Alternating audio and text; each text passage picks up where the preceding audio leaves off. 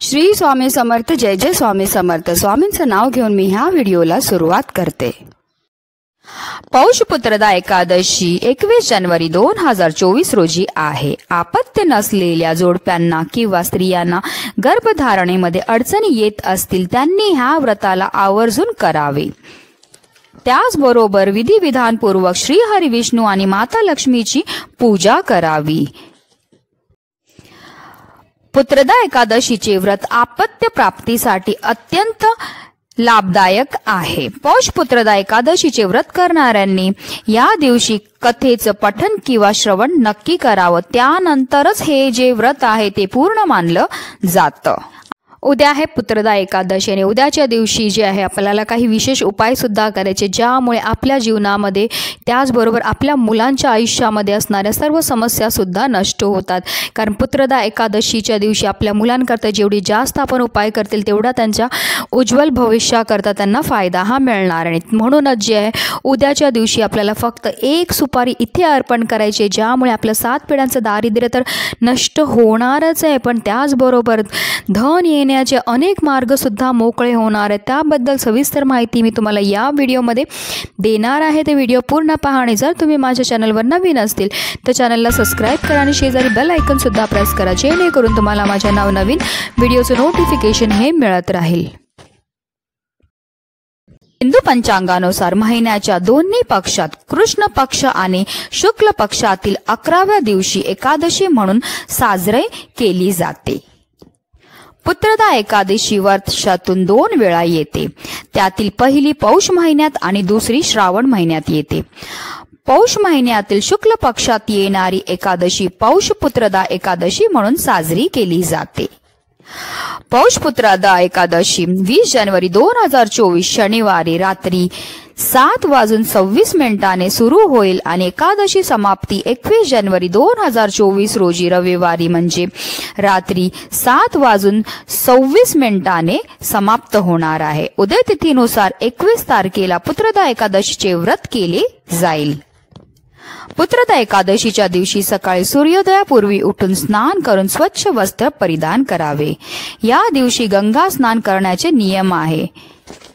स्नानानंतर व्रताचे संकल्प करावे व भगवान श्री हरी विष्णूंची विधिविधानपूर्वक पूजा करायची आहे।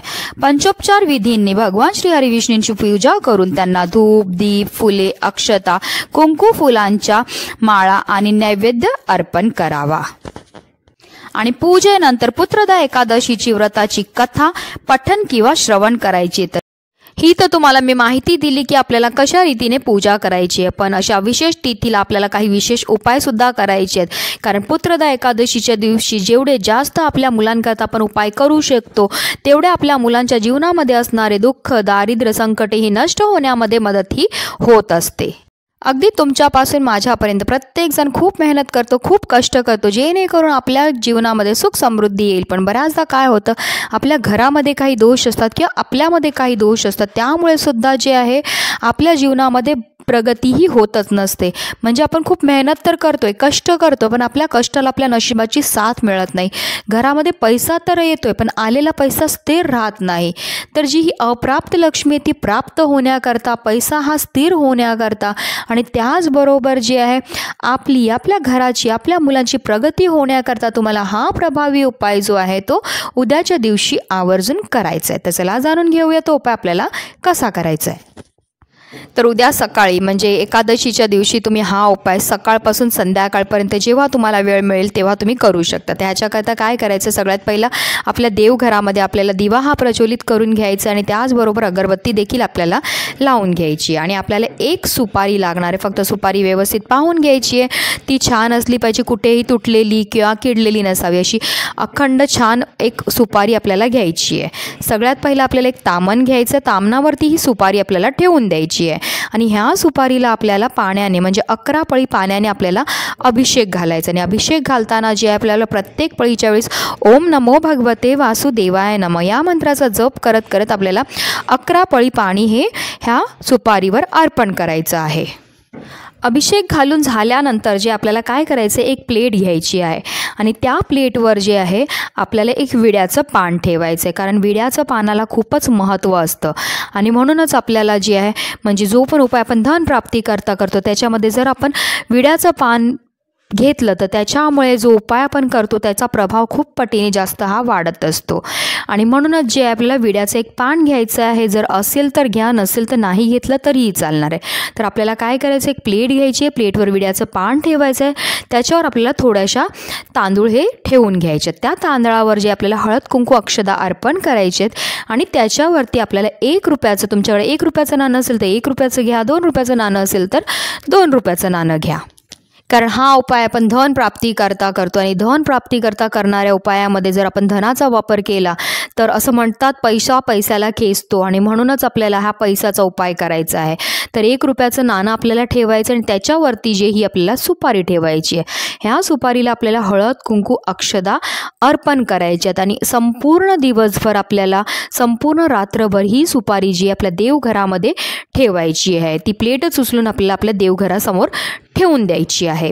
आणि दुसऱ्या दिवशी म्हणजे उद्या आहे रविवार, आपल्याला सोमवारी सकाळी स्नान झाल्यानंतर जे आहे ही प्लेट उचलायची आहे. त्याच्यामधलं जे 1 रुपयाचं नाणं, सुपारी आहे ती आणि थोडेसे त्याच्यातले जे तांदूळ आहेत ते आपल्याला घ्यायचे आहेत. एक पांढरा कपडा घ्यायचा आहे आणि त्या कपड्यामध्ये ह्या 3 वस्तू, पुन्हा एकदा सांगते, एक सुपारी आहे ती, 1 रुपयाचं नाणं आहे ते आणि थोड्याशा अक्षदा, ह्याची एक आपल्याला पोटली तयार करायची आहे. आणि ही पोटली घेऊन आपल्या मुख्य प्रवेशद्वाराच्या बाहेर आपल्याला जायचं. आणि मुख्य प्रवेशद्वाराच्या बाहेर वरच्या साईडला तुम्ही डाव्या साईडला उजव्या साईडला कुठेही पोटली लावून ठेवायची आहे. ही पोटली आपल्या प्रवेशद्वारावर लावून ठेवल्यामुळे आपल्या घरामध्ये कधीही कोणत्याही प्रकारची नकारात्मक शक्ती प्रवेश करणार नाही आहे. त्याचबरोबर असं म्हणतात की धनाला खेच, आणि ह्या जो आपण 1 रुपयाचं नाणं ठेवले त्यामुळे आपल्या जीवनामध्ये असणारं सर्व दारिद्र्य हे नष्ट होणार आणि पैसे येण्याचे अनेक मार्ग हे मोकळे होणार आहे. अतिशय प्रभावी असा हा उपाय आहे. प्रत्येकाने उद्याच्या दिवशी करायचा आहे. फक्त जर तुम्हाला सुतक असेल, पिरियड्स असतील तर हा उपाय तुम्हाला करता येणार नाही आहे. जर ह्या एकादशीला नाही जमलं तर पुढच्या एकादशीला करा, पण नक्की करा. तुम्ही स्वतः अनुभव घेतील की तुमच्या आर्थिक समस्या ह्या कमी झालेल्या आहेत आणि धन येण्याचे अनेक मार्ग हे मोकळे झालेले आहेत. म्हणूनच व्हिडिओ जास्तीत जास्त लोकांपर्यंत शेअर करा, जेणेकरून प्रत्येकाचं कल्याण हो हीच मनामध्ये इच्छा. श्री स्वामी समर्थ. जय जय स्वामी समर्थ.